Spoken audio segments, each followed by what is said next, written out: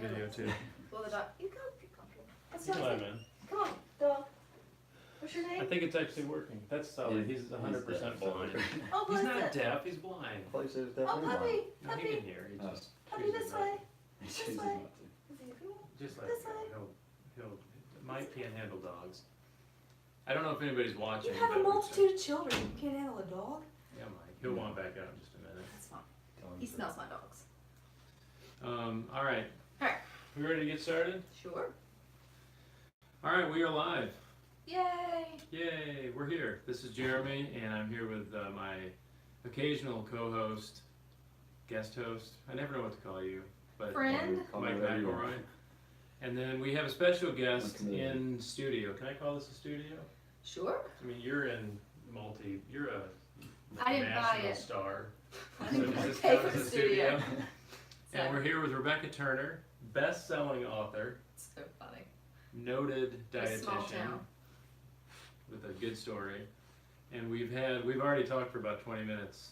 I guess this would be off air with a lot of nutrition stuff. We got Rebecca really fired up, got her blood pressure up, and we're hoping that'll happen again at some point in the I feel podcast. certain we can do that. I think we can do it. I'm gonna bring it. Once I tell her what I did to myself, she's gonna have a heart attack. I don't care what you do to yourself. So let's get started. Rebecca, welcome to the show. Welcome. Thank you. How have you been? Been good. And if you recognize Rebecca's voice, it's probably because she's all over the radio and the TV and Yeah. what else have you been doing lately? The The Facebooks. Facebooks. Keeping busy. I do apologize if I get into a coughing fit. You did choose like the 1 week I sound like a teenage boy with the weather change and all of that. And it's the one thing you don't want whenever talking is your livelihood, but it is what it is. But I thought maybe you had taken up smoking and you were going for that Marlboro. Yes. That's the latest diet trend. I hear it. Smoking makes you lose weight, And doesn't it? smoking makes you Your lose next weight. book is going to be Mind Over Tobacco.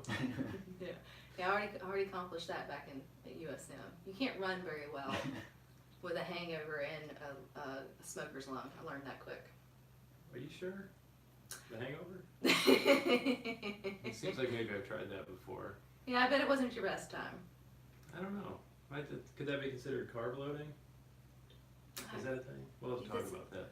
Well, where do you want this conversation? I don't know. All right. Well, So, I don't know. I'm not a professional here. So you got to figure out where we're going. You're a with this. best-selling podcast. I am a.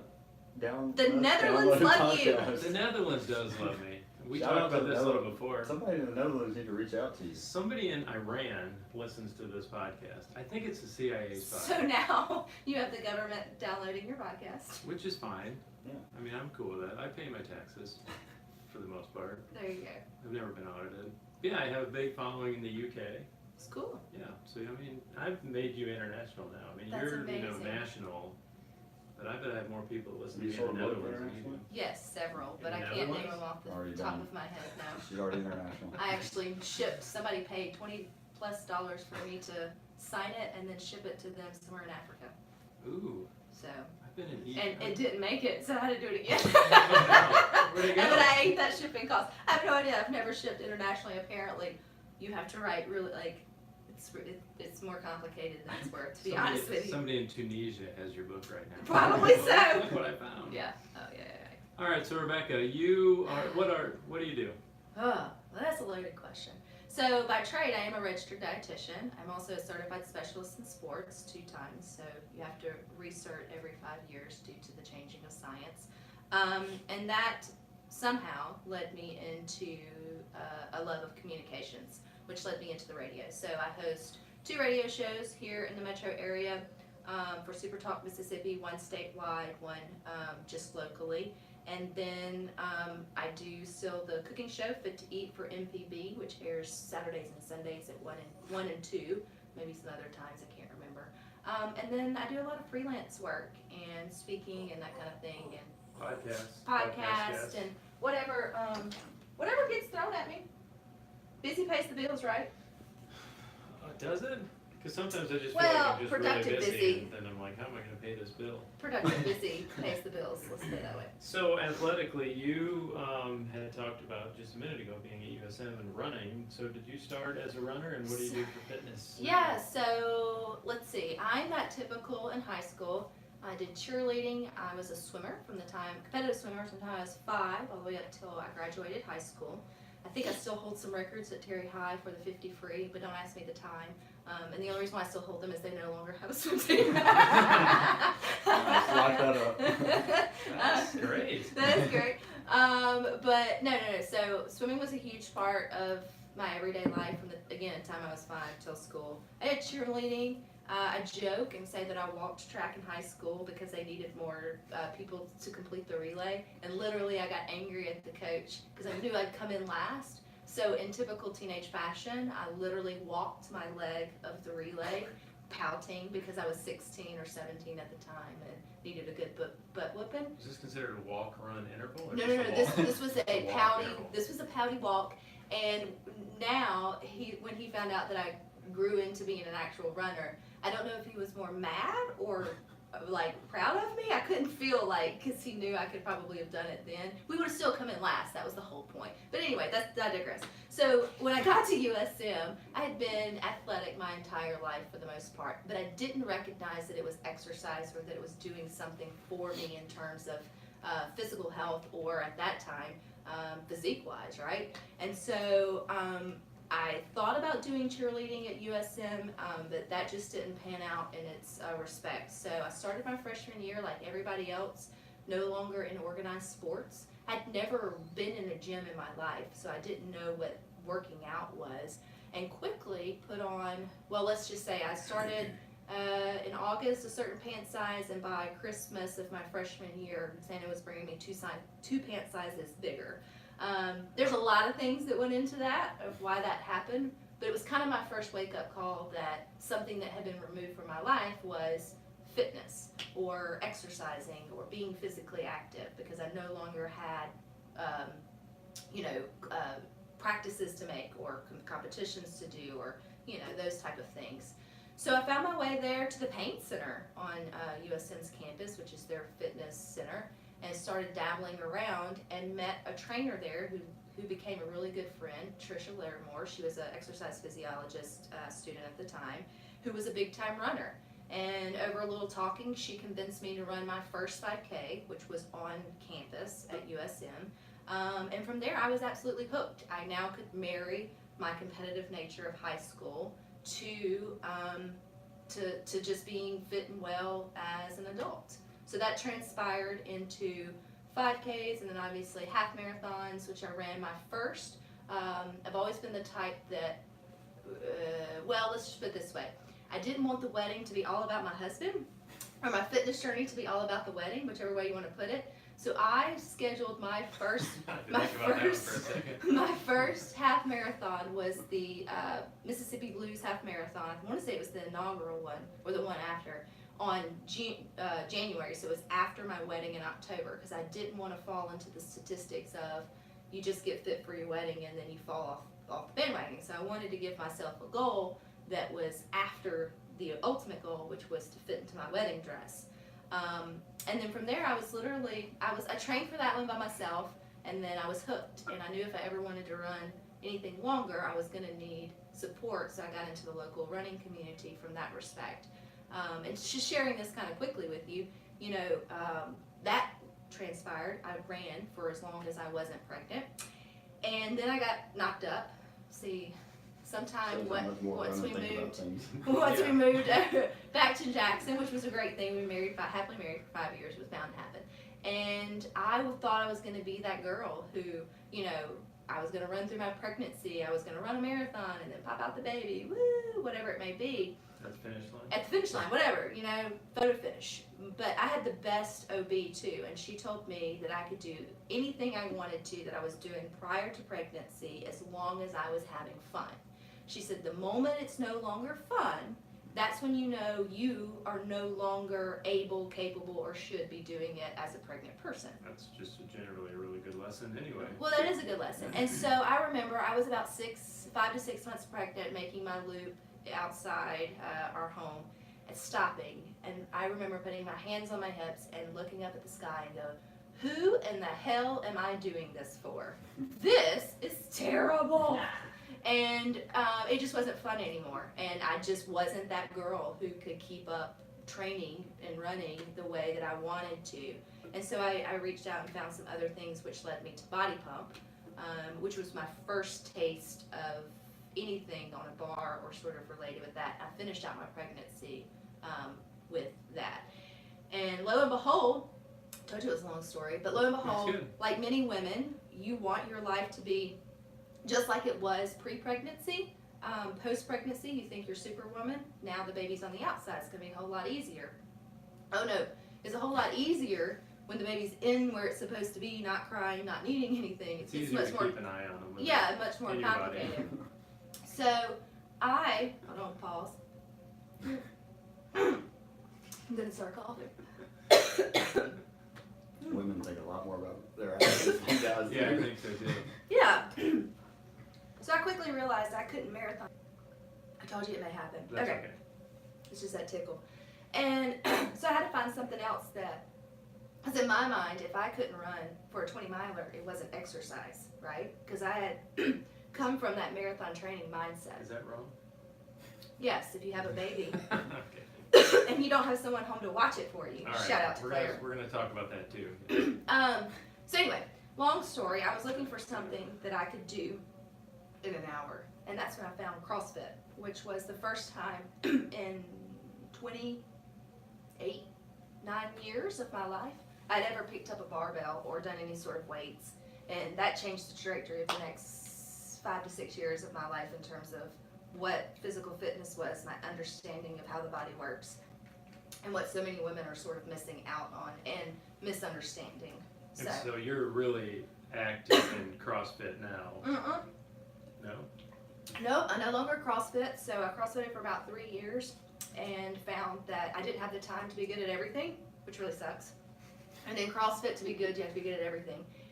But the one thing that stuck out for me was the Olympic lifting and the strength training. And so I decided to take the leap of faith and sort of see how strong I could get if I gave it full attention.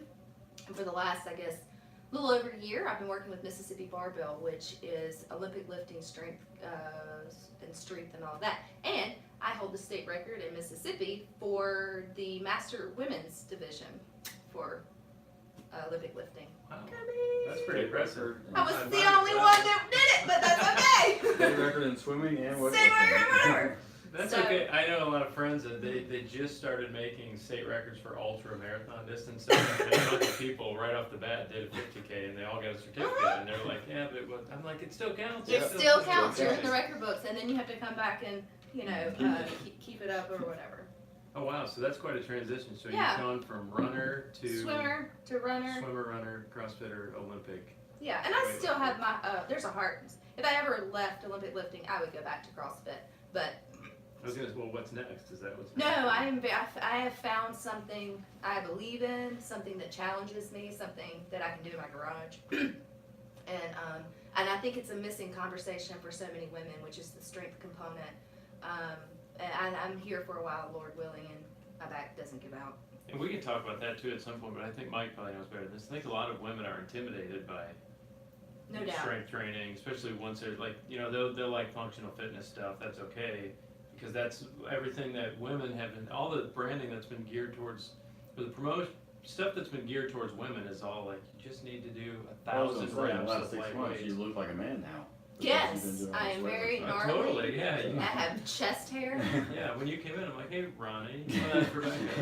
No. No, and that's We're kidding. She that's doesn't look like a man. no. I guess it depends on. Never mind. No, I woke up and identified as a woman this morning, and I'm happy with that. But no, it's been very fun and encouraging and inspiring to sort of share my story. And sometimes I share it on social media a little bit. I try not to get over sharing with the posting the lifts and stuff, because I hold the state record in Mississippi. Let's be clear, there was only a few. Let's be modest. Let's just be clear. I was the only one in my age group that showed up for the state championship. But nationally speaking, I mean, I hold my own in my age group, that's fine, but I'm not headed to the Olympics, and it's not paying my mortgage. But what it is doing is it's starting a conversation with women my age, I'm proud to be 35, who want certain things from their body and their exercise program, and they're not seeing it, but they're seeing me get it from things that they would be terrified to do. And so if I can do nothing else but open the conversation, which I feel like we're starting today, on what women are capable of, what weightlifting want to do, and then why you should be weightlifting at 35, 40, 45, 50. And in my opinion, because we haven't been weightlifting, women's, who I'm specifically speaking of, have not been encouraged to weightlift in this capacity. And I'm not talking about 3-pound dumbbells or whatever. I'm talking about significant body weight plus sort of loads. Our osteoporosis is increased. It's also why the baby boomer women ages 45 and up is the fastest growing sector of eating disorder population in the United States. Wow.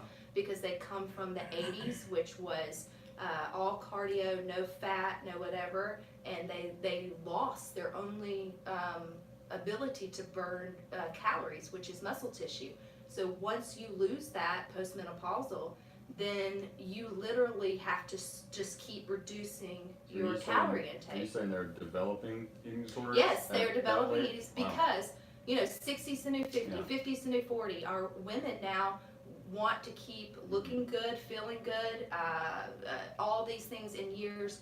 The new 60 or 70-year-old grandmother does not look like our 60 and 70-year-old grandmother, much less the one to our parents, right? It's a completely new lifestyle for them. They want to keep up like they have always done. They have not been taught, specifically women of an older age, that to do that, you have to keep muscle tissue, you have to keep strong bones.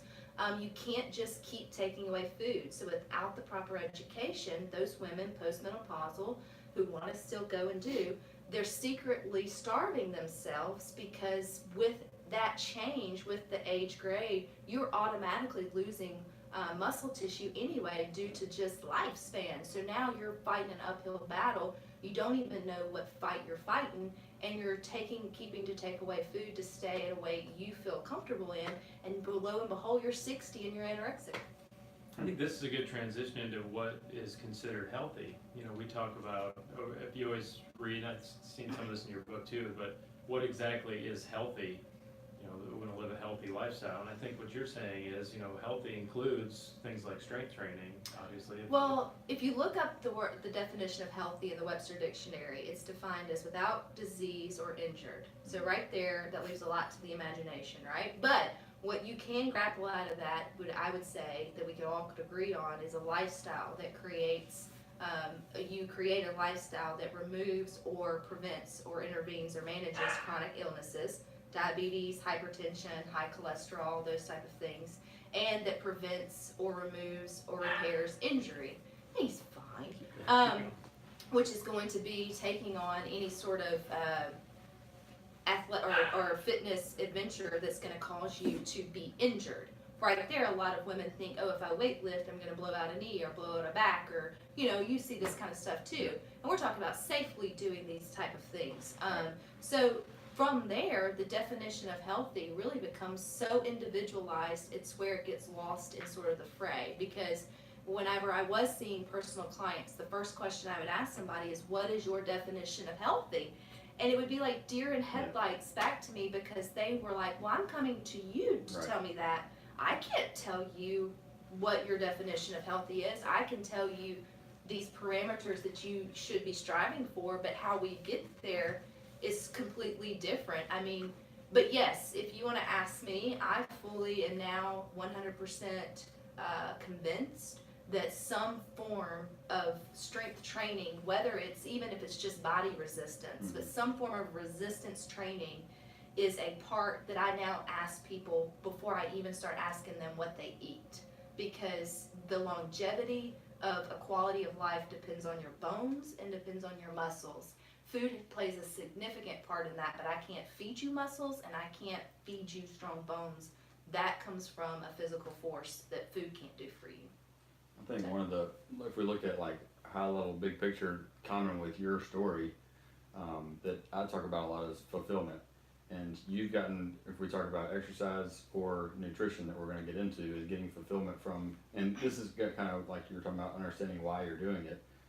you got fulfillment from running at one time, and then you were open to the change of getting fulfillment through CrossFit at one time, and then you were open to that change of, and people get stuck in thinking, like, I've had people that are members of my gym, and they, like, are questioned, or when I owned a CrossFit gym, question or afraid to tell me that they might try to do something else, and I'm like, no, it's okay Yeah. to do something different. You may not like CrossFit anymore, and that's completely fine. You may like weightlifting, the keto diet, you can bring that up, may work for some person that was telling you about it, but if it doesn't anywhere Yeah. close to fit your lifestyle, then it's probably not going to work. And as a running coach, you see a lot of people, running is the first thing that they get into. It's the beginning of a fitness journey, like getting back into that health, and then they start to realize some of the things, like you realize, like it's kind of limited how much you can keep running all you want, but it's limited what the impact is going to have on you. And but it opens up the doors to this new fitness and health, and they start to feel, hey, I can go do what Rebecca's doing. I can go do CrossFit. Well, or I that's can go do also strength a training. lot of your triathletes are former marathon runners who got bored. Yeah.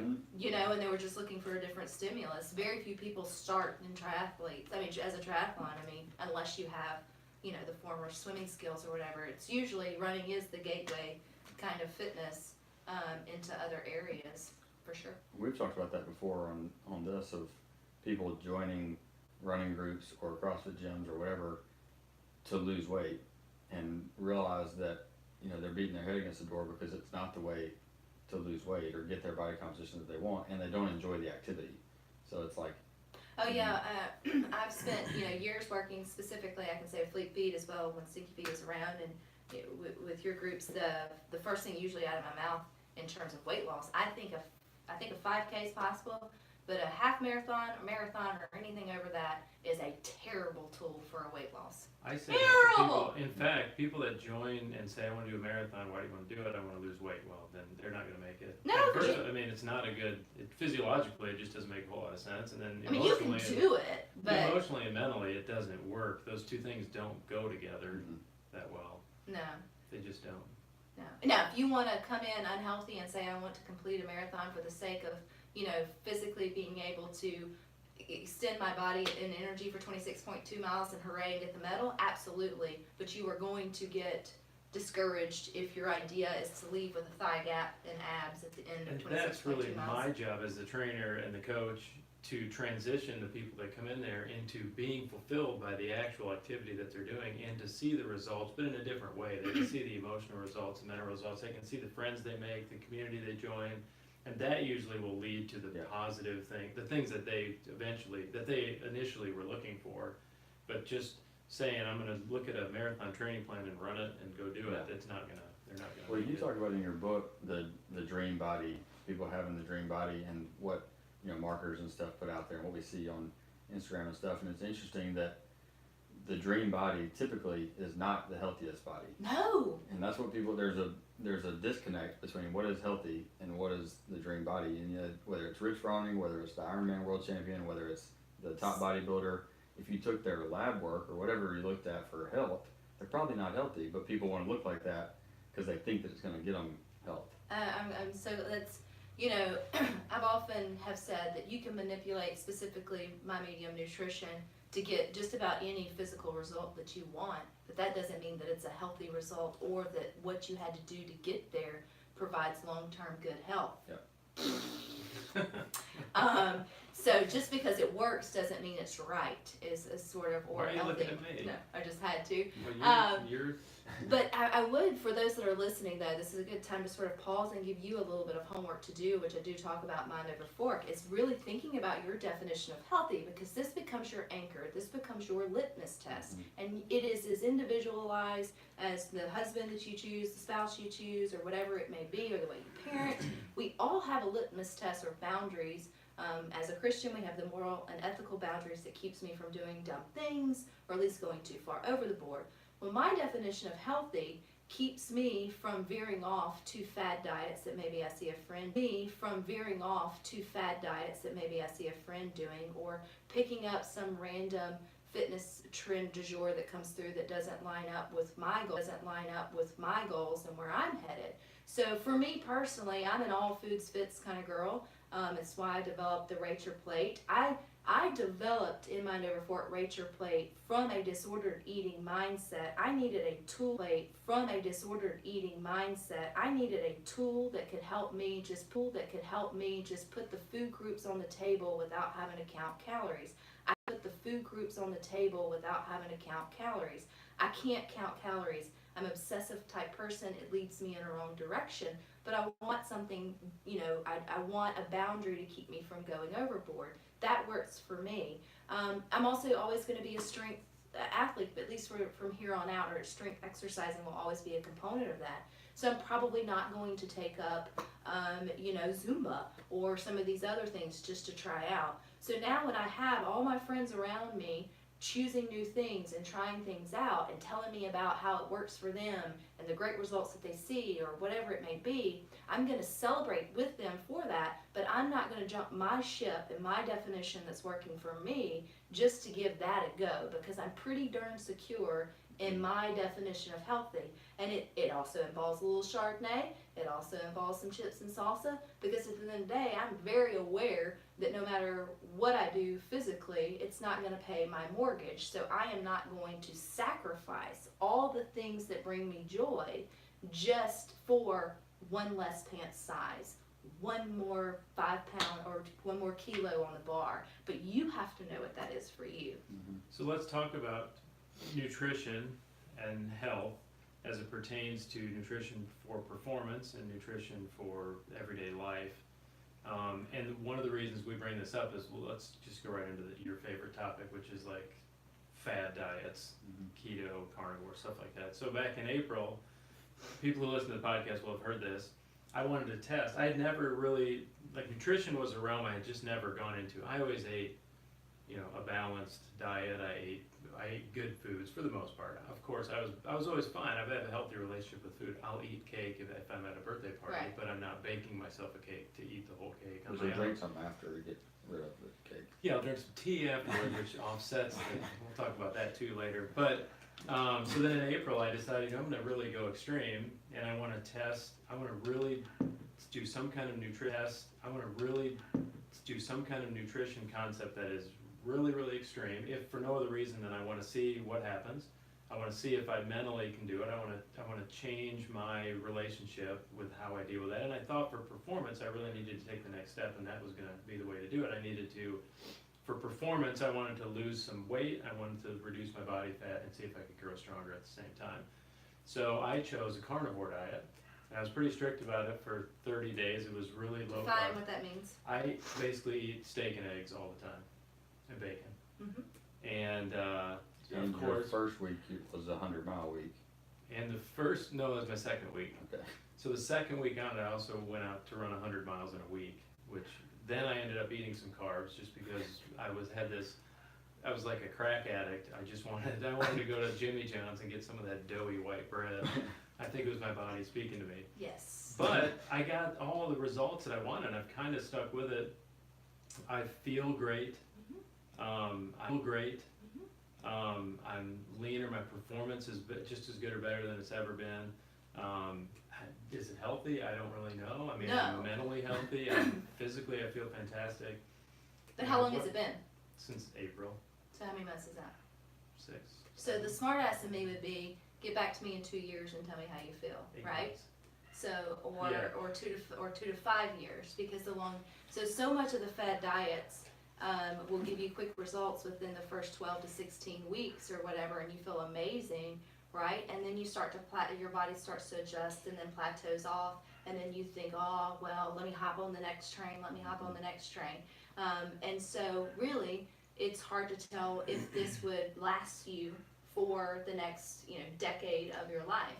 But I can tell you what happened when it first starts happening is, and the reason why you were dreaming about Jimmy John's is It was really good too. your brain actually requires 60% of the glucose grams that you require every day. So that doesn't necessarily mean that you can eat more bread and you can become smarter. But what it means is for your body to work, your brain solely works off of glucose. So when you take in more things than you shouldn't, the body has an ability to turn anything that you take in into glucose. It's called gluconeogenesis. It's the creation of glucose from glycogen sources. So by eating nothing but protein, steak and eggs, what your body's doing is it's utilizing the capacity it can of the amino acids for muscle repair, muscle building, replenishment, and all that. And it's taking all those other grams of amino acids and it's putting it through the process of gluconeogenesis. So you are still getting glucose whether you're eating it as a bread or not. So in my opinion, from understanding the science and the physiology of it, the joke's on you.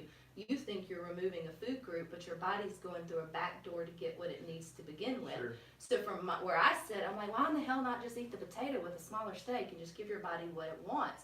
Because when it comes to eventually on the long run, that time it takes the body to convert that is going to be a hindrance to your ability to sustain the effort you want over a period of time. You're asking for another step to it. The other piece of that, though, is you're removing calories whether you believe it or not, because steak and eggs fill you up quick. It's an anchor sitting in your gut for a long. You can eat a lot, right? But what steak and eggs cannot give you are the phytonutrients or the flavonoids that need to fight off the free radicals that come with a high training. So over time, you are setting yourself up to not fix and repair the nooks and crannies that are happening on the inside of you that can only come from fruits, vegetables, whole grains, and the food groups that provide those protective barriers. Because basically steak and potatoes are pretty good for ADEK and then proteins and amino acids. Eventually your stores will run and you will start to suffer. So you're talking kind of long term, how it's going to work Would you itself want to live out. long term? Yeah, no, I'm not saying that's bad. I'm saying that just for performance versus health. So what would have been a better alternative for me to get the same results that I wanted from a performance perspective early on, but keep it sustainable? If in April I had gone to you and said I want to do something for 30, 60 days, I need a big impact right now. I'm going to ask you why. Because I wanted to, same reason, like I always say when I train for a marathon, I don't lose weight, I don't lean up, it's not really, I've kind of reached homeostasis with a lot of my training. I can just run forever and ever and it just doesn't have much impact on it. So I wanted to do something drastic. I wanted to see, it was kind of a mental test first, but I also wanted to do some kind of drastic physical change. I wanted to lose 10 or 15 pounds by reducing body fat and just see what happened. Did you even know if you had the body fat to lose? Yeah. Okay. Well, yeah. I have a Garmin scale that measures that. It's probably not that wildly accurate, but it's a baseline for something, and I mean it's measuring the same thing over and over. So whether it's accurate or not doesn't matter. But I can tell my clothes fit differently. I can tell my performance was better. Like there was tangible results. Sure. So, how does somebody else balance that? Like clearly we don't want them to. I always said on every podcast we've done, like don't do what I did. No, and I would say it goes right back to your definition of healthy and what you value. If you value your performance more than you do your overall health long term, go for it. But my thing would be, that makes sense. Yeah. does your running pay your mortgage, and is it worth setting yourself up for? Does your running does your performance pay your whatever? And it gets to this indirectly. But it gets to this fine line of questions you have to ask yourself. Improving your performance does not improve your health; it improves your ego. So who's talking here? Your ego or your wife that would like to keep you around to your 80 or 90? Well, I think too at the time. I mean, I've already had cancer twice. Like, I can handle a third time. You need your fruits and vegetables. I do eat some. I don't want to get into the minutia of the carnivore diet specifically, but I do have one question about it. The things that I've heard about it for a temporary. Yeah, and you can talk about cycles. I mean, weightlifters cycle. They go through something really dumb Well, and the drop question weight. I have, and this is a question that I wanted to ask, is, and obviously we know a lot of health and wellness comes from the gut and what's in the gut. Yes, and we're learning more. That's some of the things that I've seen of possible hypothesis on why it quote unquote works for a temporary time is that these people that are getting short-term results on it, their gut is so messed up with bacteria that it essentially eliminates all gut, all bacteria, good and bad, and then they come in back and put in the fruits and vegetables back. Do you think there's any truth to that, or a way to get it without I going wouldn't. that extreme? I wouldn't denounce. I wouldn't denounce And it. of course, There's you wouldn't always. be able to do that unless you tested somebody first. You would have to test somebody first, and I would never recommend you being your own nutritional guinea pig in that respect. But Right. I won't deny that there is amazing research Possibility, coming yeah. out about the GI system. I won't deny that what he didn't improve his performance Yeah. in the short term. What I try to do for the general population is challenge your thinking on why do you need that. Right. Yeah, Like, I agree you know, 100%. and it goes back to like the whole keto diet. My whole thing is, why do you want to put butter in your coffee and lick bacon for the rest of your life? Like, what is it about getting down to the few sizes lower or whatever it may be that's so important to you that you would forego all the blessings that can come from a balanced and healthy Mhm. diet just for an outward appearance of health?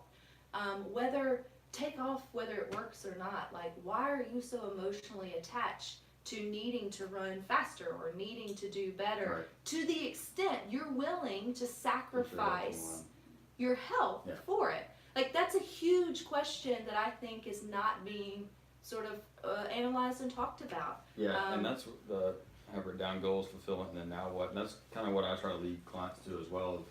You know, they come to me with this goal, and I say, okay, here's what it may take to get there, and they Mhm. probably will back off at that point. But if they don't, I say, okay, let's say you get this goal of this body that you're aiming for, Are you gonna keep what? it? Or and even then what? And then what? What do you Yeah. get from it? And the answer is probably nothing. You're not going to get fulfilled. You're going to be more frustrated because that body is not going to be that body, and you've done all this hard work that stressed you out on a bunch of different levels, and they're still not fulfilled from it. So it's like, okay, so what are we even? Let's go back to square one then, and let's just do balance. You know, trust me, if you read my book, most of the case studies in there are me. But my publisher was like, you shouldn't just talk about yourself. Let's make up fake names. Sure. So one of them that sticks out to me though was going back to my wedding and where a lot of my disordered eating started. It wasn't even from a performance stand base. I wasn't even that type of dietitian yet. But we were engaged for 2 years. And I went and bought my dress, obviously, like 3 weeks after we got engaged, because that's what every, bride wants, to go and get the dress. And leaving, my wonderfully intentioned bridesmaid said, well, what happens if you get fat in 2 years? And I was like, wrong thing to say to me. So I literally drove back and came home every like 12 to whatever weeks to make sure the damn thing zipped for the last 2 years. But I became obsessive with that size. Like, I had to be that size to fit into that dress 2 years from there. And I didn't realize the detriment that it was doing to everything. And I never was clinically disordered eating, so I don't want to take anything away from people who truly suffer with bulimia, anorexia, orthorexia, or any of those. But I was disordered eating to the point that I literally ate the same thing morning, noon, and night, because if nothing changed, then hopefully nothing would change. Mm-hmm. And all I ate was like tuna fish, broccoli, string beans. I didn't see a loaf of bread for like 2 years. Fast forward to what I talk about in the book is on my bachelorette party, I had too much tequila. And of course, when you come home and you're with girls who don't care about tuna fish and broccoli, and they make mac and cheese for your hangover. And I was sitting on the front porch outside with the mac and cheese bowl in my lap, eating it with a wooden spoon, licking it, going, oh my God, I have been depriving myself. And Sounds really good. it sounds really good, but it also goes to show what mental state I was willing to put myself, and I didn't realize I was putting myself in for 2 years obsessively for a certain size that ended up I had to gain weight for because the damn thing was too loose. But anyway, so that is what I don't wish on anybody, and I am not the only one that struggles with that. So again, it goes back to what I would ask you over and over again is, why do you feel the need to sacrifice your health to the point to run a little faster when the world record's not on the line, when your mortgage is not on the line, what is not being fulfilled in you that you need to push the limits that far? Yeah, good question. So I don't think that this is not something I want to do long term, because I don't know I assume there You're on aren't the a lot hot of. seat right now, by the way. What's that? You're on the hot seat right now, by I'm the way. fine. I know the answers to all these. I had these questions answered. I have to answer them from my wife. Like, this is easy. No, and if you're in the right mindset and you have a very experimental mindset, Jeremy, that's completely different than Yeah. I sit as the woman in the room and understand that a lot of the women out there aren't going, Mhm. oh, this didn't work. I can go back to eating Yeah, in no. moderation. Yeah. I can go, I've already gone back a little to eating a little more normal, but what it's done, they're having a lot of positive benefits for me that will last long term, and that's, I have more management of my own nutrition. I know, I've seen results from probably less from what I have been doing and less from what I haven't been doing, so I eat less of the stuff that I knew was not good for me, because when you're marathon training a lot, you're just like, I can have 27 bowls of Frosted Flakes, because I gotta run 12 miles tomorrow, and that doesn't work, so I've started to eliminate things, and just have a little better control over what I Right. eat. But I have a really healthy relationship with nutrition and food and stuff. I just really But want to do you're this experimental. rare. Yeah. And you know And who's so- like also they hide behind disordered body image? Our runners, Mhm. our CrossFitters, Oh, yeah. are the fitness people, which is very, you know, you would think it's an oxymoron, but those are the ones who are the most obsessed with their outward appearance. True, although to a certain extent, if you, like. Which I'm not if it's discouraging fitness. Yeah, I was gonna say, if it's driving you towards some fitness and physical activity, yes, you need to address some of those issues, but it's good that at least, you know, we're You're having the we're conversation. having a conversation about You need, fitness I mean, and yeah, health. I mean, and it's a conversation that needs to be had, and it's one that has sort of started, and it can go to both extremes. And that's again not me saying you shouldn't push yourself for physical feat. If you want to run a 100K, that's right. I think it's more of like it goes back to what Mike's really good at talking about is your why. Have you ever asked yourself why you need to lose the last 10 pounds? Like You talking why? about me or anybody? Anybody Oh, yeah. listening. Because I have asked Why do myself you that need a to lot. manipulate your everyday? Why does 90% of your thinking from morning to night revolve around you eating, whether you're an athlete or not? Like, why What are are you you so missing obsessed that- with that? that's- And that's the other thing that's been a benefit of this for me is I don't think about food hardly at all. It's more of a tool now. And so if somebody has a cookie, I might eat a cookie. I don't really care. But I don't think about food. Right. It's really regulated my cravings and all this stuff. So there's been a lot of positive benefits. And I'm not 100% certain exactly. I did some research beforehand. I read some articles beforehand about how this might affect and whether the things that it's going to do to me would be long-term negative health. And I don't think it would be. I'm not gonna die like next year because I ate a lot of steak. No, not So- at all. So I was comfortable with Not at all. I'll do air quotes of risk. I was comfortable enough with the risk to try to get the goals and achieve the things I wanted. And I wanted to understand nutrition from a different perspective I was myself gonna as say, a she said coach. So earlier, when I you go were to- in an experimental. Yeah, when I go mindset, to- so you- So when I go to teach people, like, this is an experiment I do for myself, don't do what I'm doing, but don't be afraid to But reach they out to want try to to. do what you're doing, but they don't But have your mindset, Nobody, and they're not going to do it to the T that you do it. but that's why I bring someone like you on and I say, all right, don't do what I did, but it's important to have these discussions, listen to what Rebecca Turner No, has to and say it's or I whatever. can't So, tell you how to eat no more than I can tell you how to parent, no more than I can tell you how to your can you religious tell me how to beliefs. parent? 'Cause I could probably No, do some no, help. I definitely can't there. And that's where I feel like for years I've tried to give people bullet points that they could put on their index cards and go home. You can Google right now Yeah. how to eat better, lose weight, and you'll get a lot of really quality information. The problem is it's the thought process behind it and your connection with it and the rest of your life that has to go with it. And, you know, I just want to challenge more than anything, not how you're eating, but the way you think about it. Like, why do you need to do that? Like, why do you feel That's- so compelled See, to that's do really it? what I wanted to do too, just from a different perspective. Like what, to change. And this people, isn't, I want again, to bring up the topic of people's relationship with food. Like you said, why are you obsessing about food all the time? Why are we thinking about it all the time? But that's what I wanted to do with this, and I think it's worked for some of the people in my group. They've just started to think more about it. They want to be healthy too, but they want performance. They want to be fit. So they've started exploring their own. They've taken their That's own journey to awesome. explore it. Yeah. No, and exploring your own journey is absolutely fine. It's just, again, why are you jumping ship? Like, if I'm doing fine right now, okay, so this is bad. This would be a red flag. if you're listening and right now you're doing something and it's working for you, and the moment you heard Jeremy say, I did X, Y, and Z and got great results, you pulled out your pen and pad and started writing that shit down, because you're going to go, oh, I'm going to go on extremes next week. If it worked for him, maybe I can get these last 10 pounds off. You are jumping ship on your definition of healthy. Stay in your boat. Yeah. Stay in your boat. And that's the part where if you are like ADD with it, then you need a center. And most people don't even have a center in terms of what they really want. They really don't want to run 100 miles. Yeah.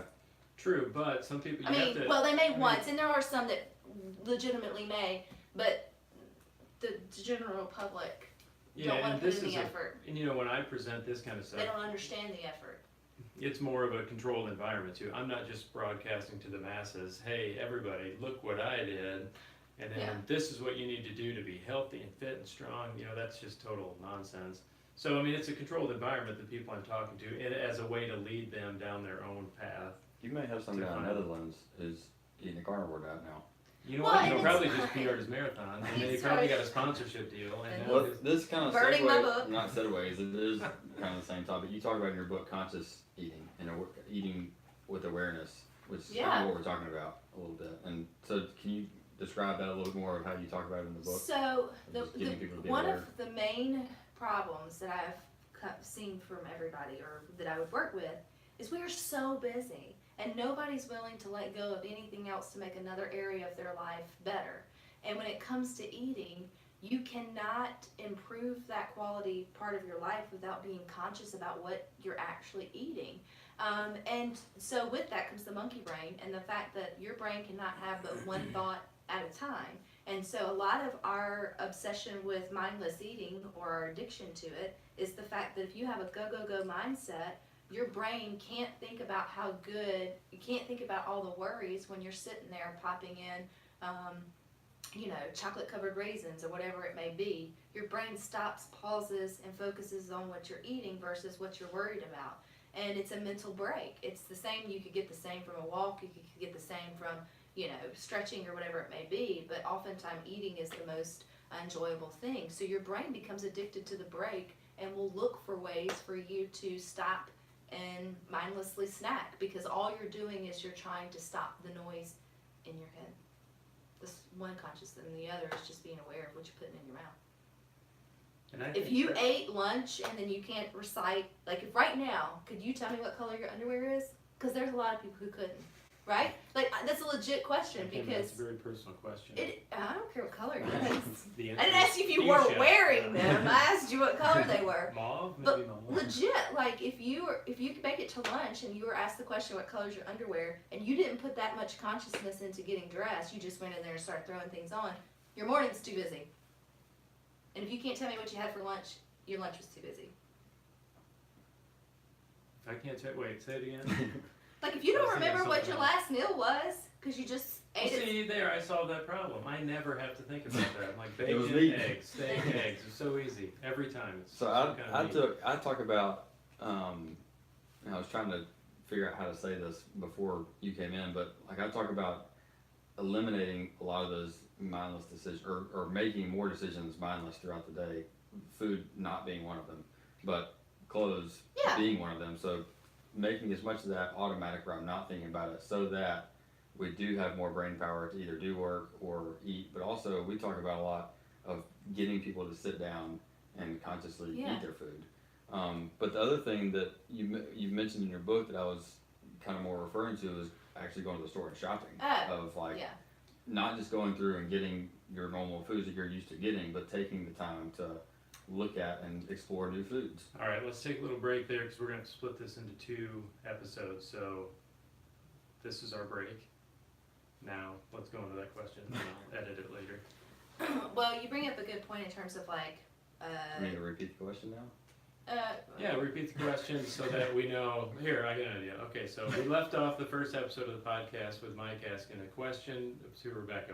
And Mike, why don't you repeat that All right, question? so the we get started? question was talking about conscious eating, and more specifically conscious, I guess, shopping of eating.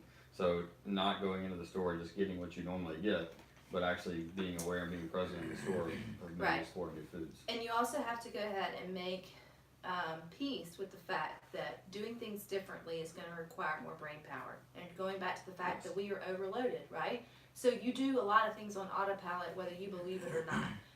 You go into a restaurant, you sit down, and you just order something. You go through the grocery store, your kid's gnawing at your leg or whatever. Well, that'd be your dog, but your kid is like hanging off your leg. kid. You can feed your kid. No, you need to feed your kid.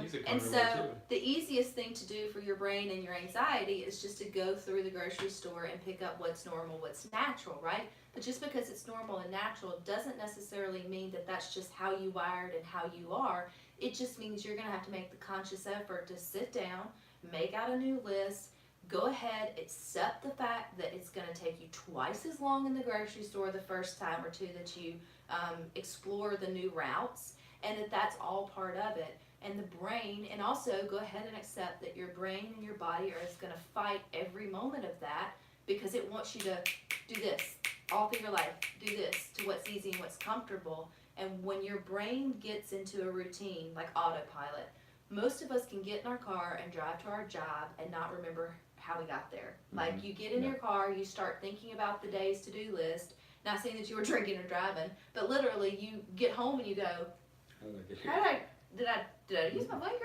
Or how it may be, because your body can overtake that. When you do something enough times, it creates those divots and those whatever in the brain that becomes your autopilot. Your eating, your shopping habits, your ordering habits, all of that, that's all it is. You're a divot. I don't know if I mentioned it in the book, but one thing I've talked about recently is the fact that basically we're just a dog with a bell out of Pavlov's theory. So if you don't know Pavlov's theory, he basically took a dog, started feeding it food, it would salivate when the food was there.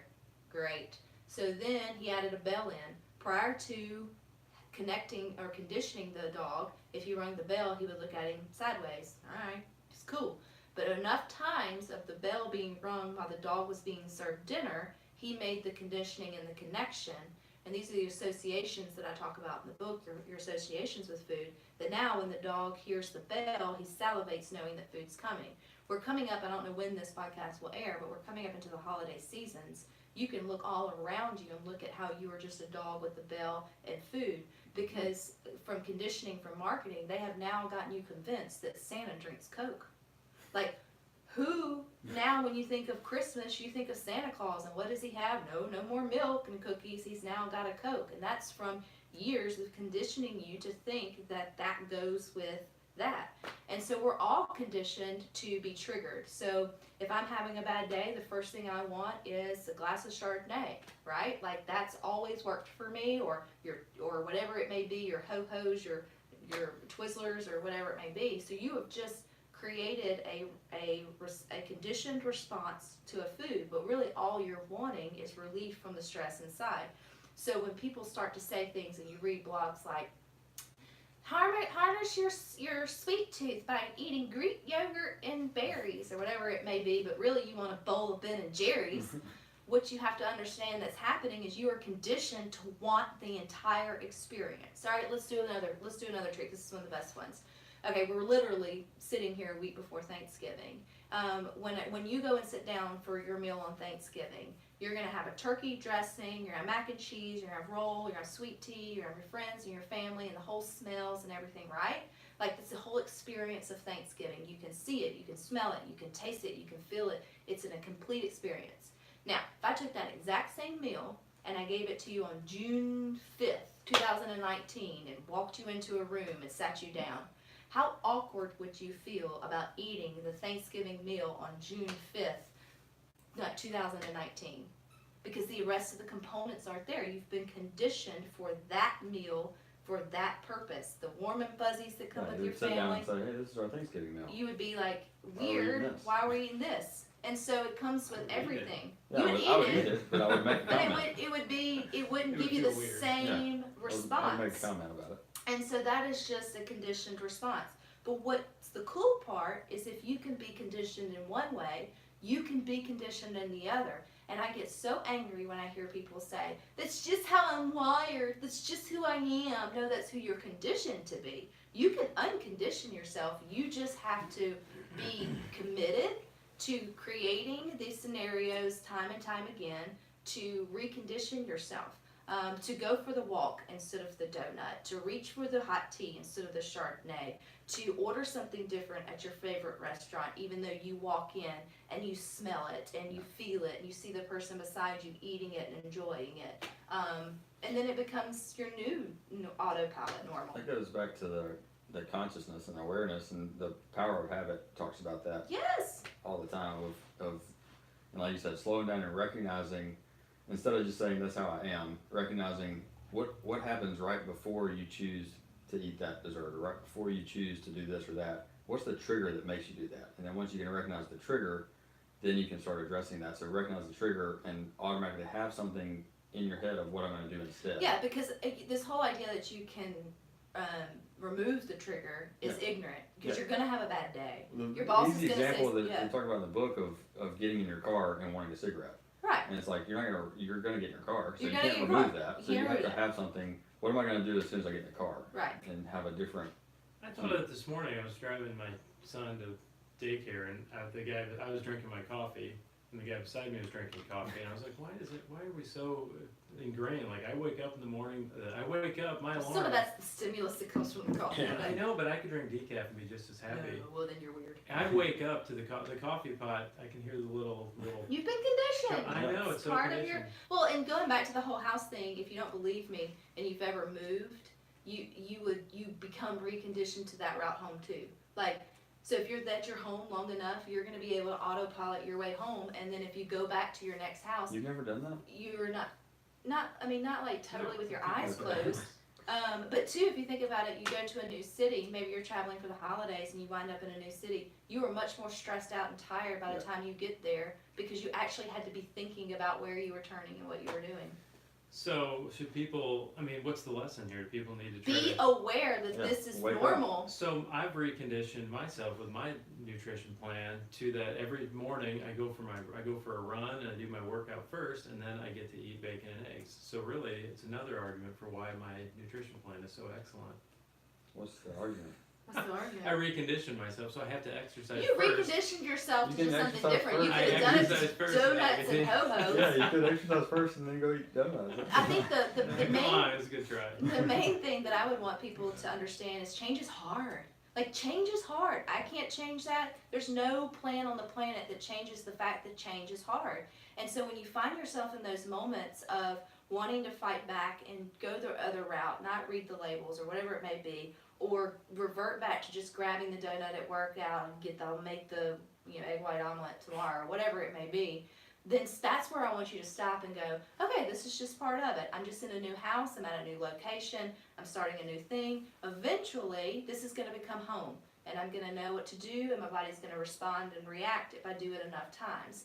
And not think that you're broken because it's hard, because change is hard, and just accept that. And that can take a lot of pressure off if you just accept that change is hard. And so one of the things you talked about early on in your book was about rewriting your story. And I had read another book. It was called A Million Miles in 1,000 Years. Have you read that one? Mm-hmm. And the book is kind of about a guy who he just rewrites his life story. He just kind of erases some of the stuff he'd been doing. I mean, it was much more in depth than that. But that's something I picked up years ago, was just trying to rewrite some of my stories. Like, this is really what my first cancer diagnosis showed me, was that I can rewrite my story. I can do different things. I don't always have to do things the same way. I can change my conditioning. I can recondition myself to do other things. And you talked in the book about, I think a little bit in your intro, about rewriting a story. No, that's part of it, because again, like, if you were to ditch this podcast and go to the nearest airport, nobody would stand in front of the lady at the front and just keep telling her where you didn't want to go. And that's one thing that we all know. We know what we don't want. I don't want diabetes. I don't want hypertension. I don't want cancer. I really don't want to be an unhealthy weight that makes me feel good about myself. I don't want wrinkles. But articulating what you do want. Like, you would never call an Uber or get a plane ticket and not know where your destination was, but yet we wake up every day and we go through our lives knowing what we don't want, but not focusing on where we do want. So when you sit down to take out the time to create your healthy vision or rewrite the ending to your story, as fictitious as it may be, it gives you your entire being a beacon of where to sort of head to. So are we kind of saying that one of the ways to tackle your nutrition and improve your health is really you have to be really intentional about changing a lot of other things too. Like if you're just trying to change nutrition for nutrition's sake, it's not going to be as effective as if you're not Oh, absolutely. changing a lot of things. Yeah, Yeah, I mean, you're not gonna have time. I mean, yeah. Well, that can We be talked about intimidating earlier to too people. that, and obviously it's beating a dead horse, but talking about your why and getting fulfillment from it. But I've said this before: if you are really grounded in your why and your purpose, big decisions come really easy. Absolutely. And so if you 1000% know agree with that. why you're doing these things and why you're trying to make these changes, because what I found is that, obviously health and wellness is a massive part of my life, but there's a lot of clients that I have that it's not, and I'm not going to convince them that it should be. And so what we have to do is figure out where they get fulfillment and how can health and wellness contribute to that. And that's the only way they're going to be successful. If they do it just for the sake of it, it's not going to work. I mean, and there's absolutely nothing wrong with wanting abs or a thigh gap, whatever the hell you want one of those, but there's nothing wrong with wanting to run marathons as fast as possible. There's nothing wrong with, wanting to see how strong you can be at 35 and chasing state records or whatever it may be. But the part comes, is it destroying your life because you are obsessing over it? Is it, do you get an unbalanced of your worth and value come from that? And if that was removed from you, from your everyday life, would you be okay? Like, would you legitimately be okay if you could never go for another run? Like, and if you can't grapple with that, there's other issues at hand, because those things can be taken away in any moment. And I feel like we're losing so much of our present moment, of our kids' lives, of our relationships, with this obsession with fitness that goes beyond wellness. And I agree with that. I don't think, you both looked at me like when you said that, like I don't think I have I don't have an Why are you obsession. getting so defensive? Because you gave me the look like. You're the one that wanted to poke the bear. You Right. poked the bear. But no, and I mean, it's a conversation that needs to be also had. And I'm not knocking anyone's extraordinary goals. I think if it fits your life and you're willing to sacrifice all that it takes to do that. When you look at Olympic athletes, when you look at Rich Froning and all those, the amount of sacrifice that they have done, not only in just nutrition, but family, friendships, parties, to get to where they are, they deserve every moment of greatness that they have, because it didn't come with having it all. And that's the problem with all of us in the middle, is we want to taste what they have, but we also somehow realize we're never going to. So now here I am, I'm sitting in the Mexican restaurant having this internal battle with myself versus, should I get the margarita because it's 500, that's 500 calories. I would hate to not be able to weigh right tomorrow, versus, hey, how about getting the smaller one, having like a balanced enjoyment here, and then going on with my life, versus, do I want the little bit extra in the gym tomorrow? And now I have this war going on in my head that absolutely means nothing, because it doesn't matter if I put an extra kilo on the bar tomorrow, and it doesn't matter if I skip the chips, but it's become an issue because now it's an issue. The thing that's a thing is not the thing, and that's the thing I want you to know. All the things. All the I gotta things. write that one down. The thing that you think The is not thing, agree. usually the thing that's the thing is not the thing. Yeah. So, there. And Froning talks, and probably a lot of people talk about it. Obviously, Froning is who I'm familiar with, but he talks about that. I think he talks about it in his book. If not, he's talked about it in a bunch of other places of why he doesn't do individual anymore. Is because he was having to sacrifice, and now that they have kids, he doesn't want to do that. Take It's those not worth sacrifices. it. His Not even the values same thing. changed. Yeah. And that's fine. Your values can change. Yeah, for most people that are listening to this, most people I think probably they're not at risk of going over into that extreme. No, I category. totally disagree. Yeah, Because I there are think they plenty of try. people. Fitness, there are people No, that are going to. I I think disagree. that's right. There are people who are leaving their kids at daycare to the last frickin' minute so they can get one more mile or train one more time. There are people who are giving up Saturdays and weekends to run extraneous miles that aren't necessary for wellness, but they're forfeiting these years with their kids. You have to know your balance. There's also people who are sweating and worrying whether they can get in one more CrossFit workout because they got a local competition they're trying to win in team scale. I would think that it would be a bigger issue of people staying at work an extra hour, like maybe, I don't know if I don't know if we're tackling the wrong. think it's both. I think it's I both. think I it's think both. you're not open to seeing what's really happening for a lot of people out there. Just because they don't perform at a level that they should at the time that they And get it may to be it, your ecosystem, but doesn't mean it- in the CrossFit spectrum for sure,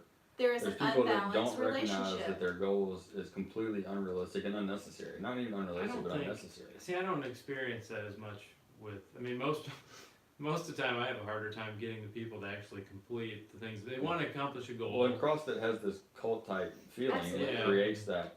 Do you just call CrossFit a cult? Absolutely. Yeah. And when you're willing to Greg sacrifice, Glassman's called it a cult. when you're willing to Yeah. sacrifice a promotion at work so you can get in more hours at the gym just to try to get into regionals, or when you're forfeiting having kids with your husband at a decent age just because you're trying to somehow get up the whatever, you need to sit down and have like a legit come to Jesus with yourself. I could see that with people that I've known who train for like an Ironman triathlon. Yeah. That becomes overwhelming in your life where you are sacrificing a lot of time, but it's a short-term thing. Well, I mean, For the even most when I part. was But in my world of the group that I have for runners, in fact, it's a much more family friendly well, I environment. think that probably maybe, and speaks to we you bring and your our kids leadership in along the and- group of who Yeah. you are. And showing Yeah, your maybe balance. so, but I don't know if that's. I don't know if I know a I lot of people in the know running runners. community. I They're know not runners that in obsessive. the what is y'all's group or the group that you used to have on Facebook? I don't remember what it's called anymore. The one that I got arguments with people on. Oh, the insane yeah, need for speed. I know runners in that group who that I would have this conversation with. Yeah, and you have to know yourself. But even like here's where I disagree a little bit. Well, we're probably saying the same thing. For runners specifically, it's because most people do. I run probably as much or more than just about anybody in the whole But let's talk kinda about what did you. area. But hold on. And I'm only running like 7-8 hours a week. But what did you sacrifice to have that lifestyle? You created a job out of Yeah. running. True, but Beyond- I did that before. I'm Right. saying, but when I was doing when I But was your training for values- Ironman, But it was your taking a lot of values, time away from it. Your values You were. lined up your life with your values. Values. I'm saying there's just not that, like, there's probably people who are working a lot more than the 4 or 5 hours they're running every week. Like, I don't think they're being Yeah, they obsessive are. about it and doing too much. Like, they're probably at work for a couple hours too long. Like, they're I think probably there's both. bringing home stress I Yeah, from think there's that. both. I just think there's probably other areas of their life that are maybe more important to focus on reducing than an extra mile. I would agree that there's No, other I areas agree too. with that. I made a But- post about Hey, busyness. look at it, we all agree. That's But I think being disassociated with the fact that people are unbalanced with the things that matter, you know, because that's where, for me, for my running, I left running because I valued marathon training. I felt like if I couldn't run marathons, I didn't need to be a runner. And I did not have the support system or the ability to leave a newborn at home for 4 hours on a Saturday morning so I could get in my long run. Will I ever come back to running? It's a sure possibility, but my kid will be in a different sort of spot. At that time, she was tiny. So then I found something else that sort of subsided that. And I've always had to wrestle with the balance of spending more time in the gym versus not even now. Now I have a home gym and I work very flexible hours. I still have to rein myself in. Rebecca, there is no reason you need to be putting 2 hours in your garage gym when that other hour could be put lessening the stress of the rest of your life by actually like doing laundry and things like that, or actually trying to grow the career that does pay your freaking mortgage. So I think it's a little, the people have to work with their own balance and sort of doing things out. And so they have to know what their values and everything are there, because it can get out of control for anybody. I agree with that, and I think some of the things that I like you said, I've now made a career out of basically Running. I mean, that's ostensibly what it is. You Which is have different. aligned your life to allow yourself the ability to run when you choose or how long That's you want. really a nice feature, by the way, to be able to just go run whenever Not you want. everybody can do that. Well, I'm glad to be here because it's pretty exciting for me that I can run. But if at they 6 do in the morning. value it, I mean, Mike's Everybody can. done it his way. Yeah, and I Yeah. think too, like I bring this up with my clients when I was training for regionals and stuff back in the good old days. Back when you were younger. Yeah, back when I was young. When I was swimming Had for the state desire. records. But every year I would talk to Reagan at the beginning of the year and say, hey, are we on board with me training like this? So you mentioned the support system and like the whole group around me was on board Yeah. with it. It wasn't just me, because I knew that it was sacrificing. So getting people on board with it, and if you don't do that, then And there's gonna be also to problems. say, great. And if you want to run a first Ironman, I know that's a huge commitment. You need to bring in your family and say for the next year. And there's nothing wrong with wanting to get those goals. And I hope if you're listening, the only thing I want you to get out of this rant and raving that specifically it seems like Mike and I agree on is I want you to question Yeah. your own life. I want you to question and think about why you're doing the things that you're doing, and if there's any revelation here for you. And one of the things that happened when I Change it. started doing my stricter nutrition plan, one of the things that Claire and I didn't talk, Claire's my wife, if you're not sure, but what we didn't really talk about was how this was going to change. I cook almost all the meals. So what eventually happened at night was, She didn't want to do carnivore with you? I would just make myself a steak. Well, what am I going to make for her? So it really changed dynamics of our dinner, like to the point where sometimes I would just totally forget that I have to make something else for her. And I would just make one thing, like if I just made chicken, I was just making chicken. And she said, well, I would like a vegetable. Who wants vegetables? So it really, that did change the dynamic. It was a bit of a sacrifice. It's very mild point of tension. Yeah. Like, well, you always cook all the meals. That's the way it's been for 6 years we've been married. And now you're just hanging me out to dry and so what ended up happening is then she'll end up a lot of times picking up food more often than not more often than not, but more often than she used to. Like she'll have to stop by Kroger and get a To chicken. do what? To accommodate your new nutrition Yeah, habits? so there you go, yeah. So the nutrition Which we was haven't more of talked an anything impact about than, nutrition hardly, but the nutrition habits had more of an impact than my training habits ever did. Well, like, training for an Ironman, Claire was pregnant, and I would go out on Saturdays. You'd be gone for 7 or 8 hours, and those days have a negative impact on. But here's the thing, that if goes you into had that the- extreme. But if you had the meeting before, like Mike said, and you know this is for a season, it then still becomes awful. yeah, it still becomes awful. But at least it's a season. We can get through this. You can accomplish your goal, and then you have to realize we have to come back to a balance. And I hope nobody takes away that I'm Debbie Downing any of your goals. I've just lived it. Like Yeah. I've lived the obsessiveness of it all, and you look like you have it all on the outside, but really it's an everyday mental struggle to keep everything in balance when you are more susceptible. Like I would love, oh my God, I would love to wake up and be able to work out 4 hours a day. I think that'd be amazing and weigh and do all my food and all that, right? And I would but if I could do that, but then I would lose this career that I've created that I'm aspiring, and I'm helping more people with that than I'll ever help by putting another kilo on the bar. Oh, there's that marriage. I really like him. And so you have to, here's the thing, you can't have it all. You can't. And so It's a good lesson for like coaches like Mike and I to understand, to know that we are imparting a healthy relationship with this stuff into our athletes and not Yeah. driving them When you talk- into these negative. and you need to obsessive you need to behaviors. know the red flags and have the conversations with them. Like I know again, CrossFit community, there's so many that come in, they drink the Kool-Aid, they're super excited, and immediately they may be 50 pounds overweight, but their mind goes straight to the CrossFit games, and it's like, dude, like let's get to wellness first. Like, but they're ready to like put it all on the table because they've got a taste of something that's magical. And then they find themselves doing drills at home, and then I don't know. Yeah. You can just get completely out of whack with it quick, and it can become not a positive thing in your life anymore. When you talk about being there and some of my experience of actually making it to regionals, and then like that's where the question now what comes from of like I've been to regionals and it's like, okay, what did that get me? Nothing. Like nobody liked me anymore. Nobody cared at all, really. And so that's the question I Some always people ask. might Like, even like you less. yeah, maybe so. There's plenty of those people.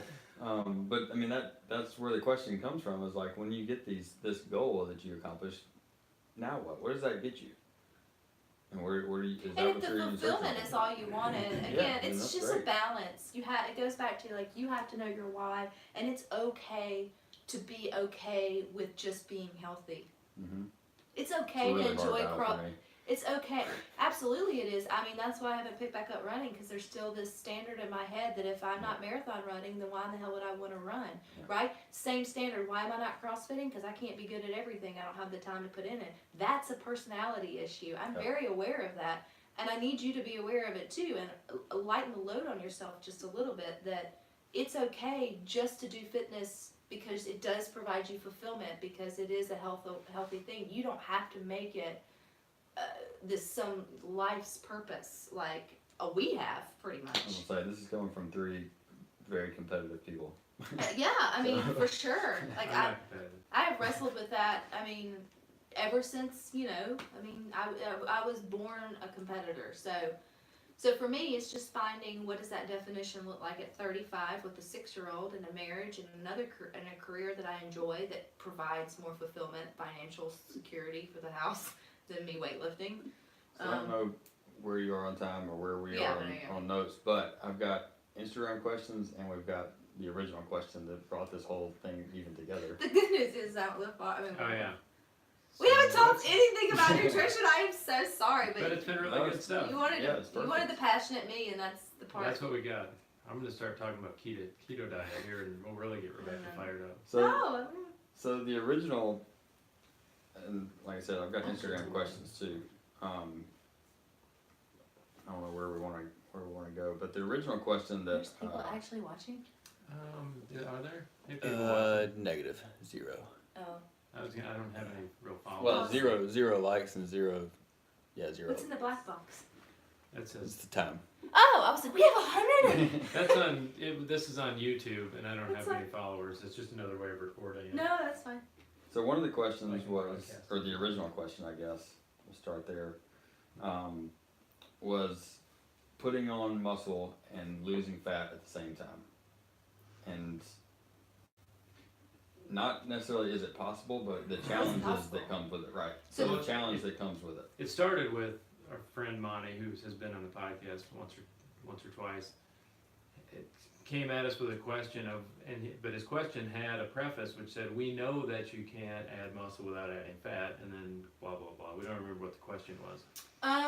Well, that's not exactly true. I mean, you can add muscle while reducing body fat, assuming that you have more body fat than necessary from a healthy standpoint. And here's what you guys may find shocking. If I had someone come up to me, first thing I'm going to ask is, are you doing the right fitness routine for that? Because again, I can't feed you muscles. Mhm. I can't reduce just because I reduce calories does not mean you're losing fat. Fat, in fact, is the last thing that your body loses. So if you are not, if your goal, because let's get out of the weeds with all the other stuff, but if your goal that you have decided for yourself is to create more lean muscle tissue and reduce fat tissue, the first thing you need to sit down and do is find an exercise program when coupled with a nutrition plan will give you that. And I'll go ahead and tell you, running is not in the vocabulary for that. It's an hindrance to it. Yeah, I think we. Now, agree on runners can have great legs because it's the pounding and the resistance.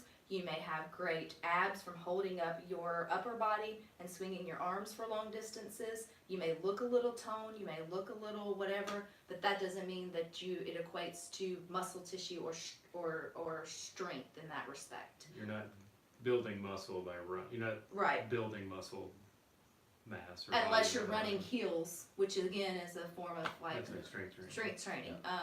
So again, that would go to more Mike's wheelhouse in terms of the only way to build muscle tissue is to tear it down, and then once we tear it down in the most proper way with a safe program, I can come in and help you add the raw material. And this is where it takes twofold. So if that's what you're doing, you're looking at a delicate balance here of if you're wanting the balance of more muscle tissue and fat loss. Because the first goal is to be able to fuel your workout so you can actually do it. And then the second goal, you've got to fuel enough to be able to put in the raw material. And just like with a house mortgage, the bank requires, if you've got 1,200 square feet, the bank requires $1,000 from you a month. If you wanted to add an extra room to your house, you're going to go to the bank and ask for more money, right? And then once you build that extra house, now your mortgage is $1,200 a month, and you're going to have to pay that every month. So once you create and add on extra muscle tissue the proper way, you're going to have to now continue to eat that way or you're going to lose it. And guess what? If you're going to want another layer of muscle on top of that, not really layers of muscle, but you get what I'm saying, you're now going to have to provide the raw materials to be built. And then once you get it, you're going to have to continue to eat that mortgage too, or it's going to be lost. it's a continuous cycle. That's why you have NFLers who get up in the middle of the night and eat, because it's, I mean, how bad do you want it? Like, So let's take an extreme example. I don't know if you can do this because it would be highly individualized, but let's say we had somebody getting ready for a show, what type of show? like a bodybuilding show. Yeah.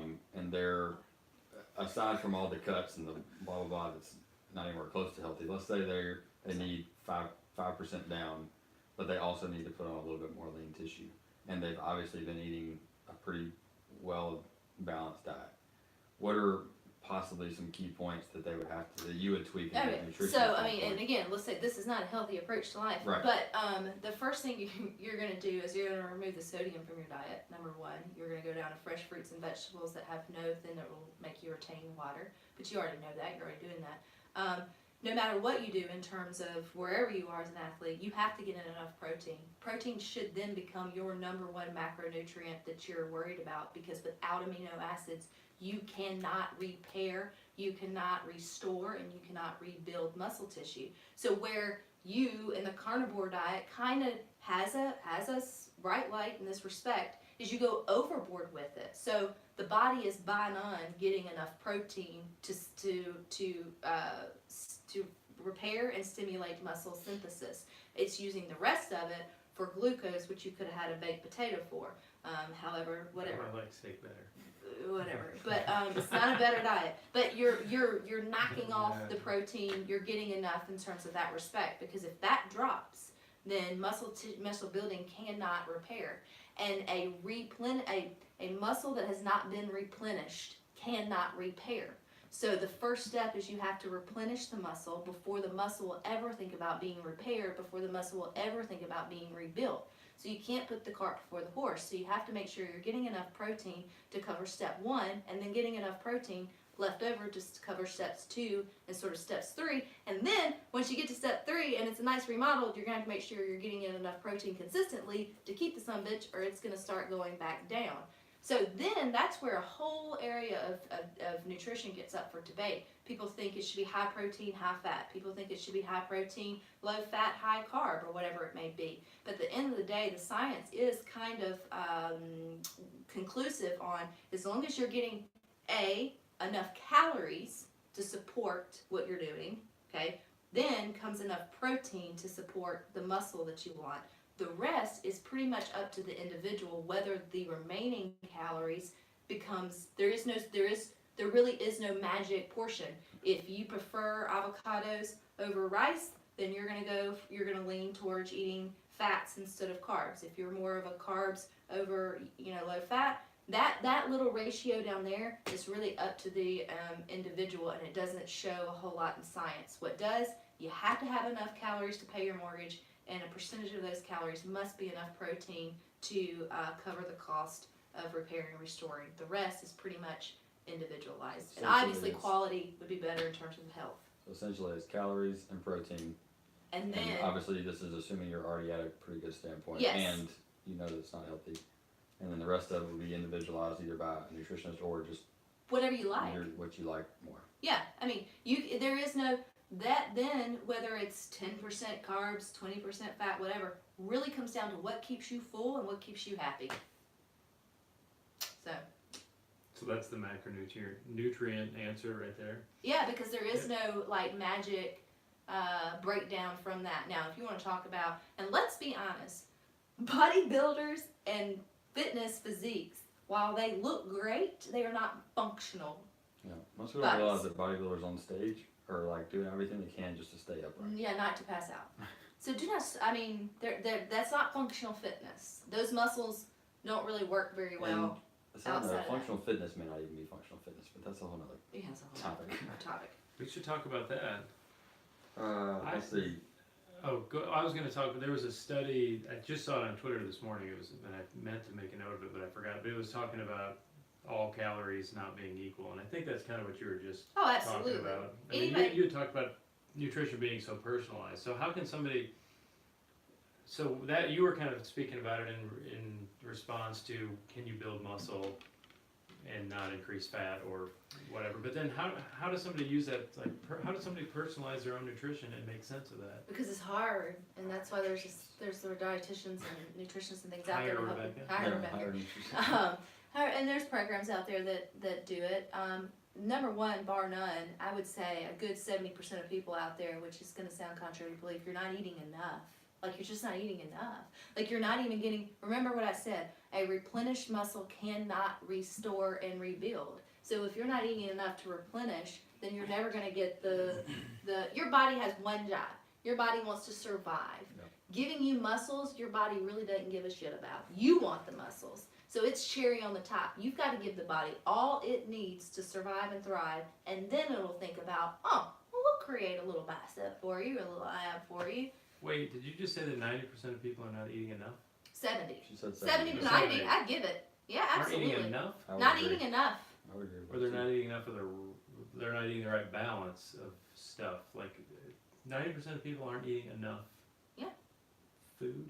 Ask. too. I would agree. I would agree. Totally agree. You two must live in a different world than I do. Have you driven by McDonald's at lunchtime? Like, aren't those people eating enough? They're not eating enough? Just because they take in, they may be their only meal a day. Yeah, it may be a 900 calorie crappy meal. Yeah, I watched my mom. Guessing throwing her a bus. She had. Have you ever actually done a 90. nutrient intake from all of your, and done a diet analysis? No. Okay. That would be too complicated. And it would also be out of your realm of Wheelhouse. wheelhouse. There's laws for that, but That's why you're on the podcast. I know. Yeah, and that's absolutely baseline people, because when you eat a very fatty diet, which a lot of Americans do, they're eating calories, obviously, that aren't quality. But yeah, they may be only eating 12 to 1,300 calories, but he's a 6'2" man. Dalco, for instance, when he first started looking at his calories on MyFitnessPal, he could not get himself to eat 2,200 calories a day. I mean, with good food, Right. with good food, because it's a lot of freaking food. And he was like, oh my God, this is a lot of food. And even whenever he was putting in, his fat chart was off the chain, so he was staying full. He had an anchor that suppressed his hunger, that kept him full all day long, but that doesn't mean he was getting enough calories to provide for repairing or restoring tissue or